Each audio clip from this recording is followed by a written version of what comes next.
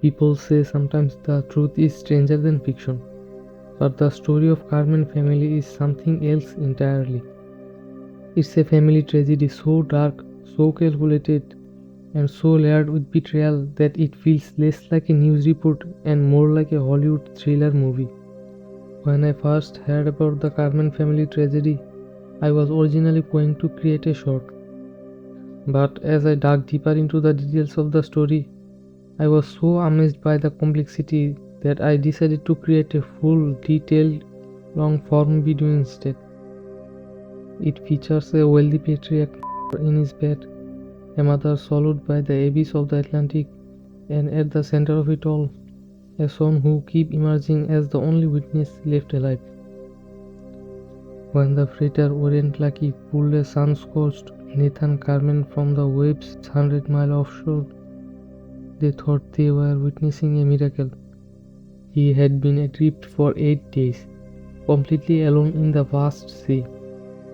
His boat, the chickenpox, was gone. His mother was also gone. But as Nathan stepped onto the deck, he didn't collapse in grief. He didn't tremble. His eyes looked strangely hollow. He remained calm, coldly, terrifyingly calm. To the sailors, he was a miracle survivor. But to the police, he was just an actor playing a role. They began to suspect that Nathan has scripted this tragedy himself, and the truth might stay hidden forever.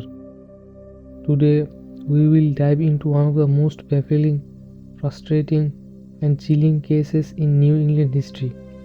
A story of wealth, a missing rifle, a boat with mysterious holes, and a 42 million inheritance that may have been worth killing for.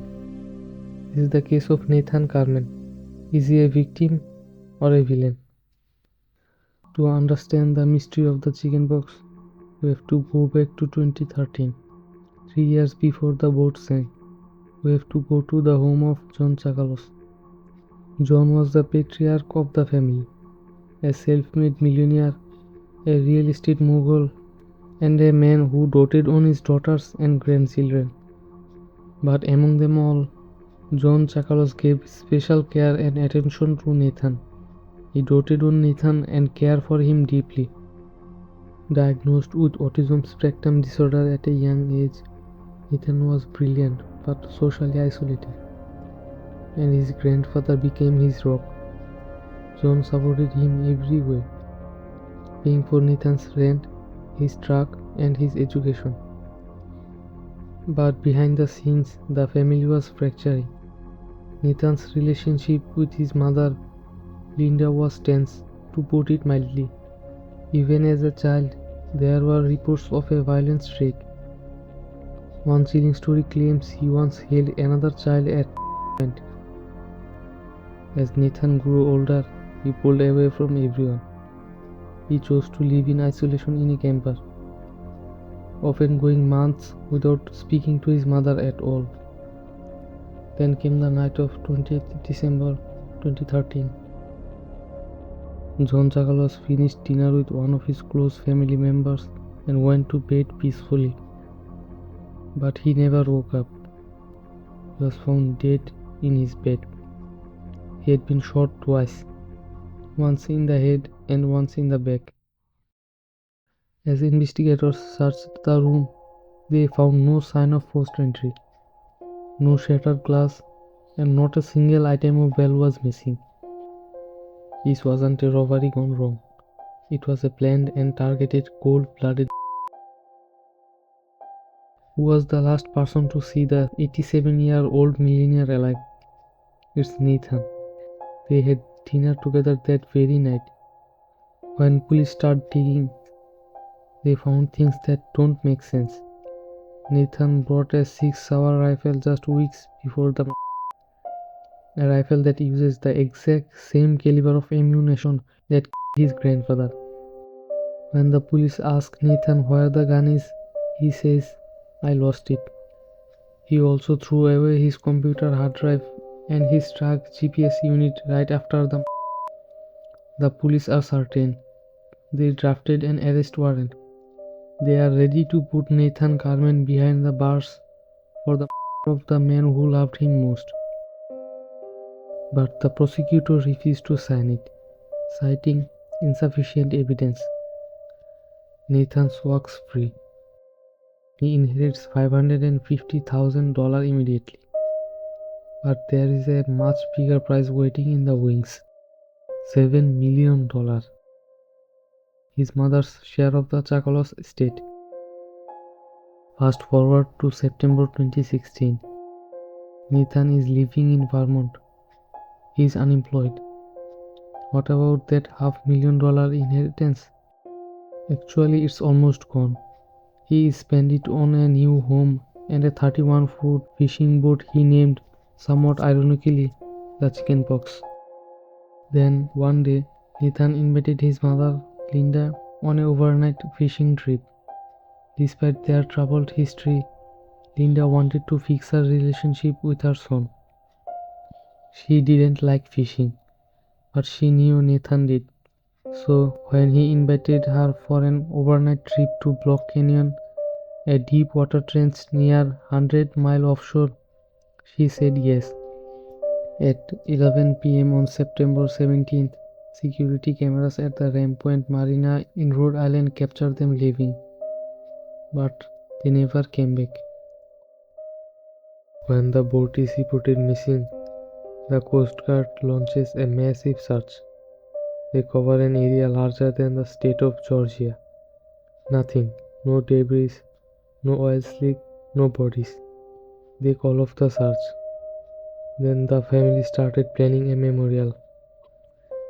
And then, 8 days later, the Orient Lucky finds Nathan. But the miracle survivors started telling a story that makes experienced sailors shake their heads. He says at first the boat began taking on water from the back.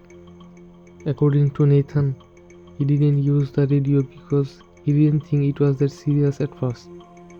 He says he didn't use his flares because he was disoriented. And then there was the bait. Investigators found that Nathan had purchased $50 worth of squid and mackerel, but left it in his truck. This is one of the most damning pieces of circumstantial evidence. Why would you go on an overnight fishing trip to the deep ocean and leave your bait on land, unless you never intend to fish? The investigation into the sinking of the Chickenpox becomes a battle of forensics versus a troubled mind. The suspicion didn't just came from the police, it came from the insurance company too. They refused to pay the $85,000 claim, and the reason why was horrifying. They hire a maritime experts who discover something strange. On the day of the trip, witnesses saw Nathan working on the boat.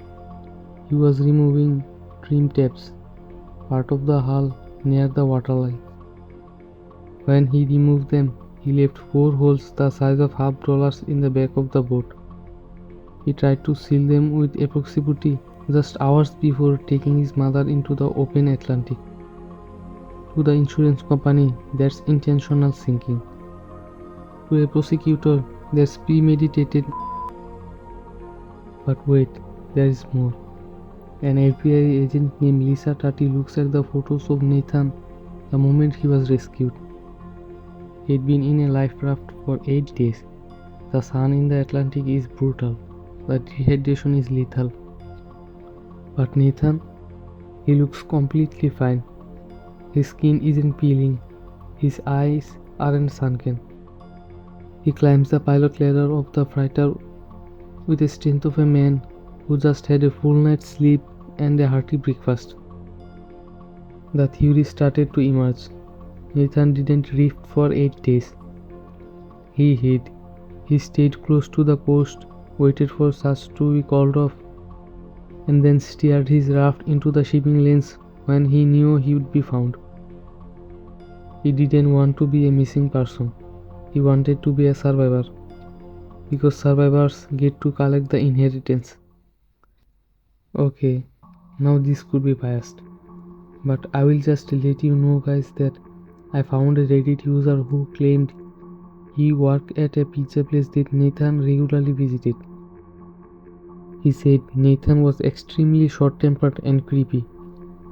According to him, Nathan came across as a menacing predator who relied more on a sense of entitlement than on autism as his primary mode of interaction.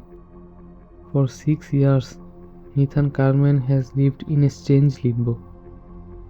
His aunts sued him to keep him from the $7 million. They call him a in open court.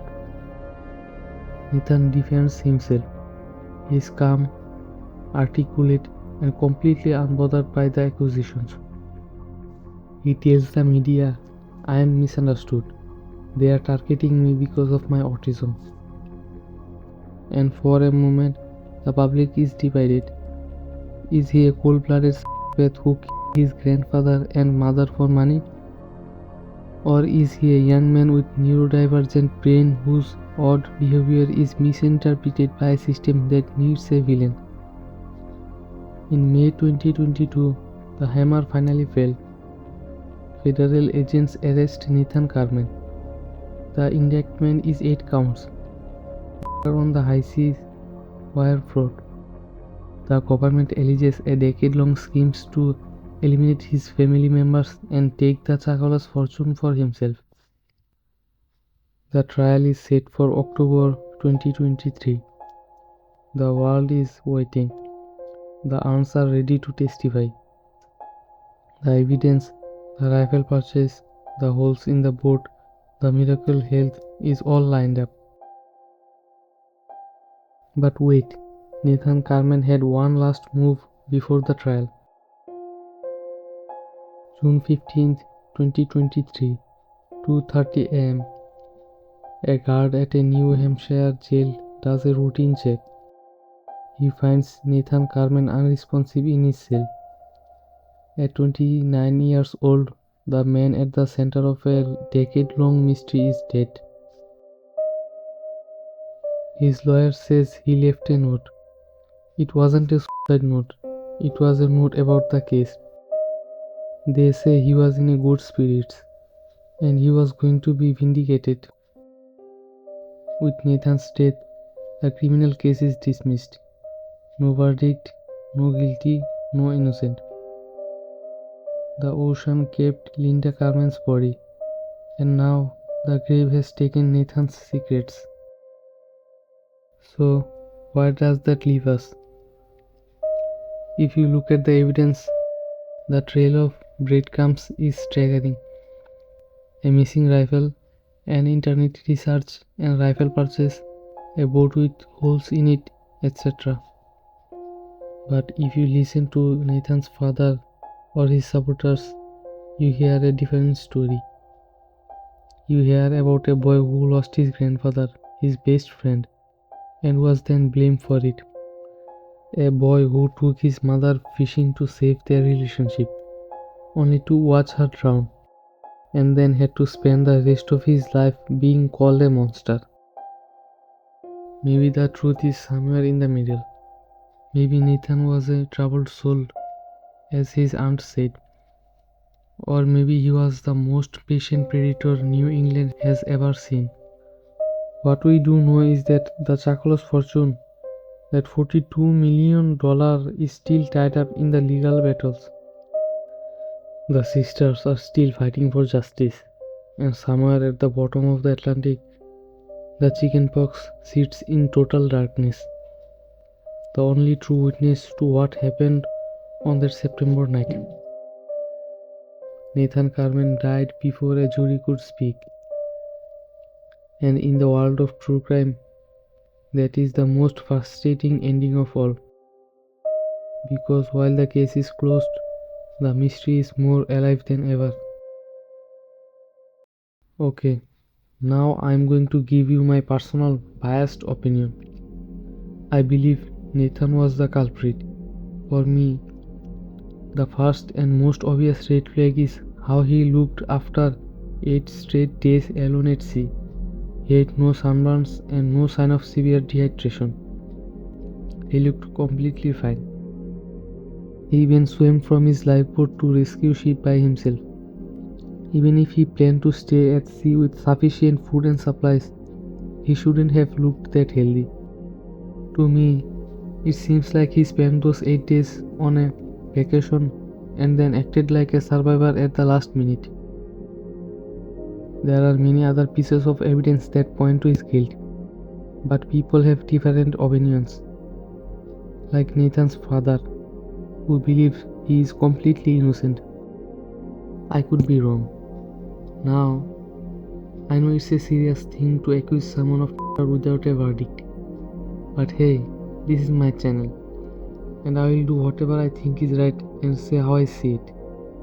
It's not like anybody will watch my video. Then again, humans are optimistic. If you have watched this video up to this point, I am genuinely shocked. Let me know in the comments if you can hear me right now saying the chicken box. But jokes aside, what do you think? Was Nathan a victim of tragic series of coincidence and a biased legal system? Or did he try to commit a perfect crime, only to realize he couldn't live with the ending? Let us know in the comments. And as always, thanks for watching.